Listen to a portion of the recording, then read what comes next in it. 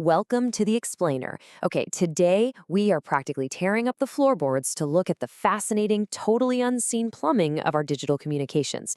We send texts and stream data literally all day long, but we rarely stop to think about how that data actually travels from point A to point B. So let's dive right into the invisible switching logic that dictates our digital lives. Now, I want you to think about something.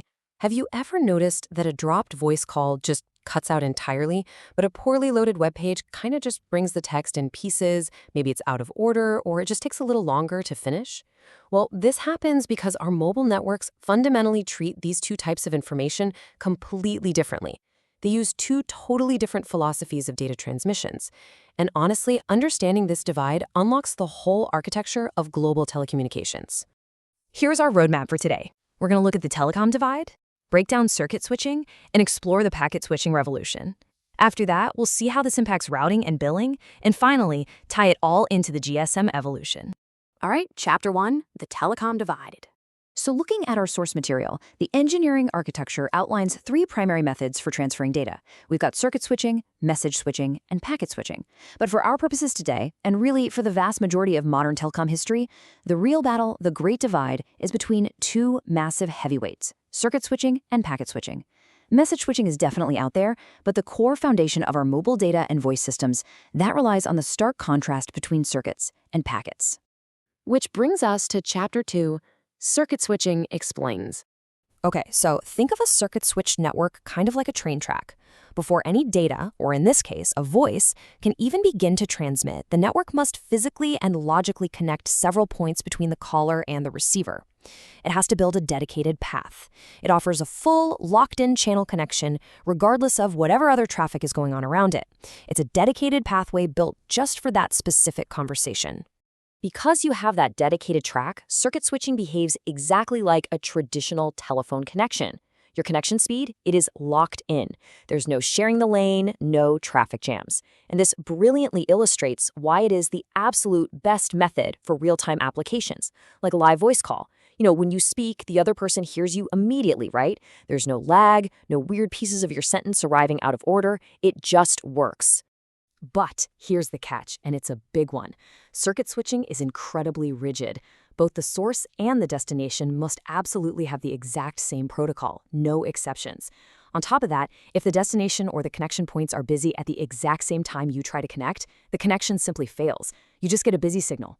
It requires a full, uninterrupted, identically matched channel from start to finish. There is literally zero flexibility here.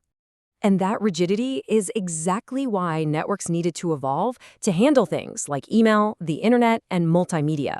This brings us to Chapter 3, the packet switching revolution. In stark contrast to everything we just talked about, a packet switch network does not use a dedicated line. Instead of a train track, I want you to think of the Postal Service. The message isn't sent as one massive continuous stream. It's divided up into smaller packets, and each one of those has its own source, destination, and control data attached to it. It's kind of like taking a whole book, mailing each individual page in a separate envelope, and just letting the Postal Service figure out the best way to deliver them all to the same place. So the really crucial point here is the journey of these packets. First, the data gets divided. Second, because each packet has its own destination data, it can actually select free network paths completely independently. If one network node is clogged up or busy, the packet just routes right around it. It's so efficient. And third, because they take all these different paths, the packets might arrive completely out of order. The receiving device then has to look at that control data and rearrange the packets back into the original message. Let's put these two side by side for a direct contrast. Remember that strict rule of circuit switching? Identical protocols.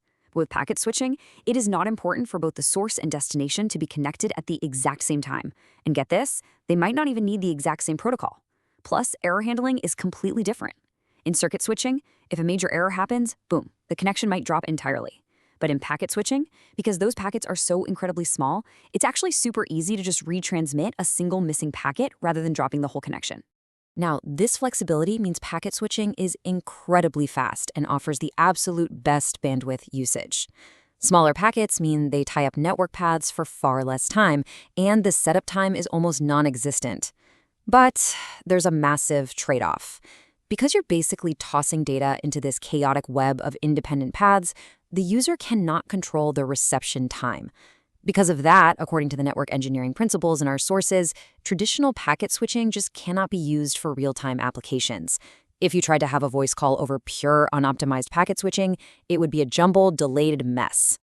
Let's move right along to Chapter 4 and see how this all plays into the business side of telecommunications, network routing and billing. As networks started handling both circuit-switched voice and packet-switched data, like your SMS, emails, and internet access, they desperately needed new hardware to manage all the chaos. Enter two critical nodes, the SGSN and the GGSN. The SGSN, or Serving GPRS Support Node, acts kind of like a local traffic cop. It handles mobility management, basically tracking exactly where your specific phone is within a geographical area. Meanwhile, the GGSN acts as the gateway to the outside internet. It's doing the heavy lifting, routing packets externally, translating protocols, and, crucially, billing. See, mobile operators couldn't just charge for minutes on a dedicated line anymore. The GGSN tracked the actual amount of data flowing through the gateway, which literally made modern data billing possible. So why did billing for data volume become such a huge deal? Well, because our capacity for data completely exploded. If we look at early GSM data transmission, it peaked at an incredibly slow 9.6 kilobits per second. But by optimizing how packets were encoded, specifically by tweaking the payload and the convolutional encoders, the EDGE protocol pushed those speeds up to 13.4 and eventually hit a theoretical maximum of 15.6 kilobits per second in certain configurations. I know, that sounds tiny to us now, right? But these packet switch optimizations absolutely paved the way for the mobile internet as we know it. And this massive technological shift brings us to our final chapter, the GSM evolution. Okay, so how do you upgrade a massive global network without breaking everything? Well, this quote right here from the source material is the absolute secret to modern telecom success. As the GSM network evolved from Phase 1 to Phase 2, which brought in amazing innovations like half-rate speech to pack more calls into the exact same bandwidth, they maintained a golden rule. All new Phase 2 networks and mobile phones had to be fully compatible with the older Phase 1 equipment. You couldn't just invent a fancy new packet or circuit protocol and shut off the old one. The whole evolution had to be completely backward compatible. So let's wrap this whole thing up. Today we've explored the strict, dedicated perfection of circuit switching, which demands those identical protocols and full-channel connections. And we've contrasted it with the slightly chaotic but highly efficient postal service of packet switching.